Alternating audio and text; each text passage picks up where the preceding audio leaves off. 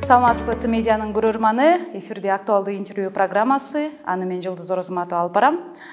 Бүгүн да көптөн күткөн маектердин бири болот деп ойлойм. Анткени менин коногум океандын ары жагынан келип отурат. Бул айым аябай дем берет, шык берет. Ким деп жатсаңыз, ал жашоосун чечкиндүүлүккө, үмүткө жана ийгиликке айландырган Аиша Боу. Саламатсызбы? Сизди көрүп жатканыма аябай кубанычтамын. Салам. It's nice to see you too. Урматтуу телекөрүүчүлөр, мен коногум менен кененирээк тааныштырайын. Аиша АКШнын улуттук аэронавтика жана космос бейкиндигин изилдөө агенттигинин, НАСАнын мурдагы ракета илимпозу, ишкер, мотивациялык спикер жана келечектеги космонавт. Мындан тышкары Америкадагы эң тез өнүгүп келе жаткан компаниялардын бири десек болот. Стэнфорддун негиздөөчүсү жана директору. Аиша, Кыргызстанга качан келдиңиз? Анан бул биринчи сапарбы же мурда болгон белеңиз? Мен Кыргызстанга биринчи жолу келип жатам. 23-апрелде Бишкекке келип түштүм. Ал жакта көптөгөн жаштар, элдер менен жолуктум. Мага Кыргызстан аябай жакты. 2-3 күндүн ичинде өлкөнүн кооздугу билинди. Кыргызстанга кандай максатта келдиңиз? Кыргызстанга келгенимдин эң негизги максаты креативдүү экономика тууралуу маек курам десем болот. Анан дагы Ош шаарында биринчи жолу ар тармактуу Go Viral Osh деген чоң иш-чара өтөт. Анын негизинде бүт дүйнө жүзүндөгү мага окшогон спикерлер келет. Мен ал иш-чарада креативдүү экономика жаатында сүйлөйм. Эгер сиздерге кызыктуу болсо, 27-28 апрелде Go Viral'ды тартууламакчыбыз. АКШнын Кыргызстандагы элчилигине рахмат. Алардын көмөгү менен мен бул жакка келип калдым. Биз бир эле Бишкекте эмес, Ошто жана Кантта болдук. Анан Go Viral башталганча Кыргызстандын башка шаарларын көргөнгө мүмкүнчүлүк болот. Абдан сонун. Сиз Вашингтондогу радиолордун бирине интервью бергениңизде, бала чагыңызда ошол ата энеңиздин ажырашуусу өзүңүздүн ошо кесип тандооңузга, өзүңүзгө болгон ишенимдин ойгонушуна себеп болгонун айтып берген экенсиз. Мына ошол ишеним сизди кесип тандашыңызга, азыркы ийгиликке алып келиптир. Ушунун баары качан башталды? Анан НАСАнын мурдагы ракета илимпозу, жылдыздарга болгон сапар кантип ишке ашып калды? Ушунун баарын айтып бериңизчи. Албетте айтып бере алам. Бала чагымда кыйынчылыктар болгон. Бирок ошого карабастан жөнөкөй эле техникалык коллежден азыркы учурда дүйнө жүзүндөгү менмен деген университеттердин бири болгон окуу жайды ийгиликтүү аяктадым. Ошол тажрыйбам мени ракета илимине алып кетти. Эмне үчүн Кыргызстанга келдиң деген суроого өзүмдүн тажрыйбам менен бөлүшкөнү деп жооп бермекмин. Мен эч качан инженер болом деп ойлогонда эңсеген да эмесмин. Себеби математика, инженердик жаатында жакшы окуган жокмун. Чоңоюп, анан гана математиканы түшүндүм десем болот. Мен муну менен эмнени айткым келет? Көпчүлүгүбүз жашоодо бул нерсени жасай албайм, колумдан келбейт деген жоопторду табат экенбиз. Бирок мен өзүмдүн мисалымда жада калса ойлобогон нерсе болоорун. Өзүңөрдө ушунчалык күч, талант же болбосо мээңердин күчүн силер өзүңөр билбейсиңер деп ачыктаганы келдим. Бир эле НАСА менен чектелип калбастан өзүмдү бизнес жаатында да таптым. Бул чөйрөдө 2 компанияны ачканга жетиштим. Алар азыркы учурда ийгиликтүү иштеп жатат. Кыргыз жаштарына бир гана нерсе менен чектелбей, башка да мүмкүнчүлүктөрдү караштырса болоорун айтканы келдим. Ийгиликтүү компания деп сиз ушунда Стэнфорд боюнча айтып атасыз да, э? Мен 2 компанияны негиздедим. Бирөө 10 жылдан бери иштеп келе жатат. Ал Stanford компаниясы. Андан тышкары Lingo деген компанияны ишке ашырып келе жатам. Stanfordко кайрылсак, ал деген АКШда эң тез өнүгүп жаткан компаниялардын катарына кирет. Ал эми Lingo мен аябай толкунданткан компаниялардын бири. Мага ишеним берет. Бул компаниянын негизги максаты программалоону көп адамдарга таратуу. Бизде кошумча электроникалык жабдуулар бар. Ошону алып, ар бир адам өзү үйрөнсө болот. Кантип программалоодо отуруп, электроникага туташтырса болот. Ошону биз компанияда жабдыктар менен үйрөтөбүз. Кыргызстандагы АКШ элчилигинин колдоосу менен биз Бишкек шаарындагы айымдарга биринчи жолу кантип программалоо кылса болоорун үйрөткөнү мүмкүнчүлүк болду. Сабак учурунда алардын кызыгуусу көч экенин байкадым. НАСАдагы ишиңиздин аркасында космосту изилдөө боюнча кандай бир чоң ийгиликтерге жетиштиңиз? Кандай ийгиликтер болду? Yeah, I worked on satellites that were the size of a shoebox. There was a time when people weren't sure that you could miniaturize satellites and still provide some of the same utility. Менин НАСАдагы негизги максатым ракеталар барго. Алар чоң болот. Ошолорду космоско жөнөтөөрдөн алдын кичинекей кылып, анан аларды тестирлөөдөн өткөрүү болчу. Мисалы, ракеталар күйүүчү май менен учат да. Мен кантип биз ракеталарды азыраак күйүүчү май иштетип учсак болот деген суроону изилдегим келчү. Себеби өзүңөр билгендей климат өзгөрүп жана башка нерселер болуп жатат. Күйүүчү майлардын дагы кандайдыр бир деңгээлде биздин жаратылышка залакасы тийип калат экен. Максатыбыз ошону алдын алуу болчу да. Билесизби, мен жумушум жана топтогон тажрыйбам менен аябай сыймыктанам. Ошол нерсе өзүбүздүн жер энебизге ачкыч болду десем болот. Себеби илим аркылуу кантип жерде күйүп турган маселелерди чечсе болоорун изилдедик да. Мисалы, адамдар азыр самолет менен аябай көп учуп калды. Күн сайын жүздөгөн эмес, миңдеген каттамдар ары бери дүйнө жүзүн кезип жатат. Ошолордун күйүүчү май иштеткени жана башкасы жерибизге залакасын тийгизип калышы мүмкүн. Демек, менин салымым ошол болду десем болот. Сиз демек экологияда күйүп аткан турбайсызбы? Yes. Бизди асман жашоосунда эмне кызыктар күтөт? Эмне кызыктар күтүп жатат? Бизге эң негизгиси климат боюнча суроолорго ачкыч болуп бере алат. Мен Кыргызстанга келгенден бери көп адамдар менен сүйлөшкөндө көпчүлүгү жаратылышка, климатка, анын өзгөрүлүшүнө байланыштуу өздөрүнүн тынчсызданууларын айтышты. Мисалы, пластикти кайра иштетсек болот деген ойлор болуп жатат.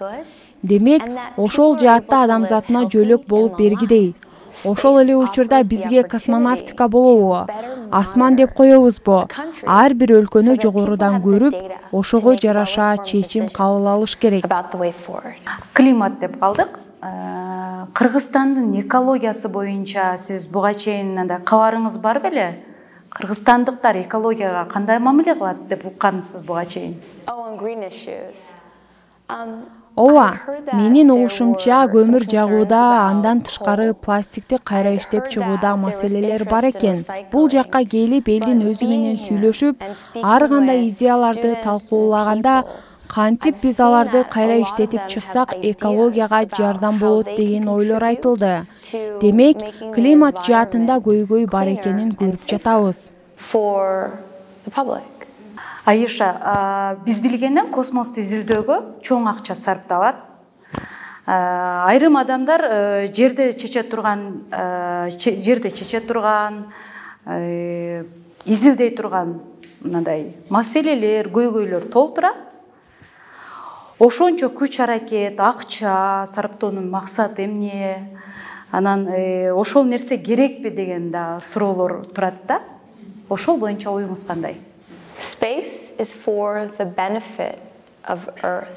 Космонавтика кымбат көрүнгөнү менен адамзатына жер жүзүндө болуп жаткан көйгөйлөрдү чечүүдөгү ачкыч десек болот. Мисалы, биз билген долбоорлордун бири асманда туруп, кантип тамак ашка керектүү азыктарды өстүрсө болот. Бул климатты аябай жараксыз жерлерде да азык-түлүк өстүрсө болот деген сөз.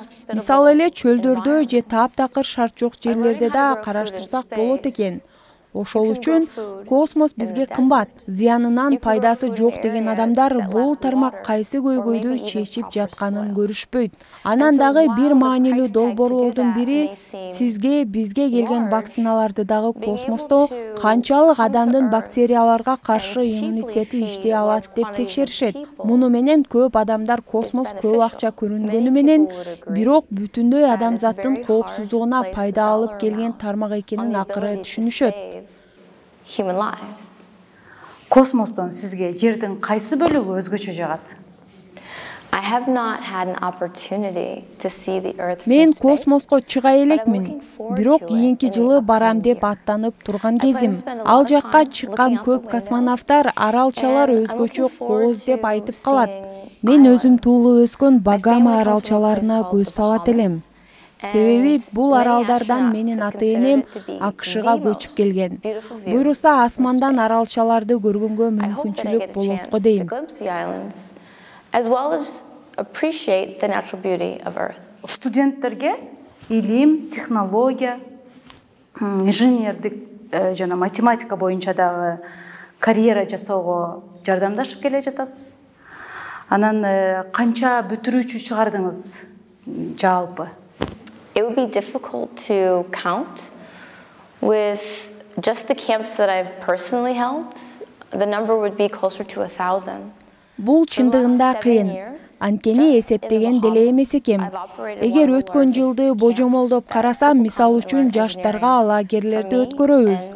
Ошол эле Багама аралдарында мен былтыры 75 балага программалоо боюнча акысыз лагерь өткөрүп келдим.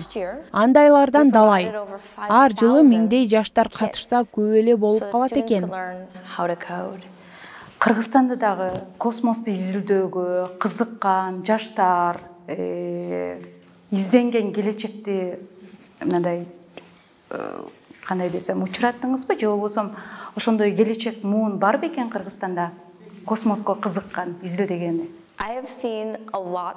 Жергиликтүү жаштардын арасынан аябай көп кызыгууну көрүп жатам. Мисалы үчүн азыр эле биз Америка бурчунан келдик. Ошол жерде жаштар менен 1 сааттай аябай космосту талкууладык. Негизи ушул тармакта иштейм дегендерге мүмкүнчүлүктөр аябай көп. Мисалы, сиз илимден жокмун деген учурда деле азыр эле биз космосто окуш үчүн канча акча сарпталат деп акчаны сүйлөштүк. Эсеп кысап кыла алган адамдар дагы деле ушул тармакка керек. Ошол эле учурда мисалы Боб качан учуш керек деген сыяктуу планды түзгөн адамдар да керек. Демек, мүмкүнчүлүктөр аябай эле көп. Ошол эле учурда балким буга чейин ал өлкөнүн бир да адамы космоско учпаган бир миссиясы бар бир өлкө чыгаттыр. Эң негизгиси космос баарыбызга деген идеяны жайылткым келет. Окуучулар тарых китебинде окуп жаткан космос 1-2 эле мамлекеттин илим изилдеген жайы эмес. Аны баарыбыз эле изилдесек болот. Анан албетте, бир гана космоско учуу менен гана эмес, космосту спутник аркылуу да изилдесек болот. Менин Кыргызстанга болгон сапарымын акыркы күнүндө буйруса спутникти жасап жаткан кыргыз кыздары менен жолугам. Мен азыр аябай толкунданып турган кезим. Кыздар менен жолугуп баарлашканым өзүнчө сыймык.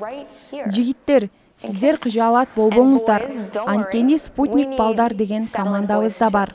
Кесибиңизге байланыштуу акыркы суроону берейин анда. 2023 жылдан баштап сиз астронавт болууга дайындалып жатасыз. Туура эле айттым, Анан шериктериңиз ким жана эмнени изилдейсиздер сиздер? Бизди асман жашоосундагы эмне кызыктар күтүп жатат? Миссия азыр ачыкталган жок. Бирок мен космоско учууну аябай чыдамсыздык менен күтүп жатам. Көптөн бери даярданып жүрөсүз. Ооба, азыр даярданып жатам. Мен азыр мисалы денемди жеңилдикке үйрөтүүчү учууларды үйрөнүп жатам. Бул машыгуулар 15 жолу болуш керек. I will have the opportunity to experience microgravity 15 times. Канча машыгууну өткөрдүңүз анда? Азырынча машыгуулардан өтө элекмин, бирок бир айдан кийин биринчилери башталат. Түшүнүктүү. Айша, эми сизге жыйынтыктоочу суроо, эркин микрофонду берейин. Кааласаңыз көрөрмандарга кайрылыңыз. Кыргызстан жөнүндө жакшы сөз айтасызбы? Эркин өзүңүздүн оюңузду айтыңыз. There are plenty of opportunities available through the US Embassy. Американын Кыргызстандагы элчилигине баш багып туруңуздар деп айтмакчымын. Ошол эле Американын Кыргызстандагы элчилигине баш багып туруңуздар деп айтмакчымын. Ошол менин кеңешим. Себеби ар кандай иш-чаралар өтүп жатат. Айрыкча жаштар Америкага барып окуганга же изилдегенге мүмкүнчүлүктөр берилет. Ал жактан Кыргызстанга илимпоз адамдар келип маек курганга даяр. Мынакей Go Viral деген иш-чарабыз Ошто болуп жатат. Ошто болсоңуздар келип катышкыла демекчимин. Мындан тышкарыда көптөгөн иш-чаралар болуп жатат. Ошого элчиликке баш багып, кабардар болуп туруңуздар. Сизге чоң рахмат. Сиз менен таанышканыма аябай кубанычтамын. Буюрса, Кыргызстанга кийинки сапар келгениңизде дагы башка жаңылыктар менен бөлүшүп, жаңы ийгиликтерди айтасыз деген ойдомун. Рахмат, Кыргыз Республика. Рахмат сизге дагы. Урматтуу телекөрүүчүлөр, биздин эфир соңуна чыкты. Бизде бүгүн конокто АКШнын улуттук аэронавтика жана космос мейкиндигинин изилдөө агенттигинин НАСАнын мурдагы ракета илимпозу, ишкер, мотивациялык спикер, илимпоз жана келечектеги космонавт Алиша Боу болду. Мындан тышкары Алиша Америкадагы тездик менен өнүгүп жаткан компаниялардын да негиздөөчүсү жана директору.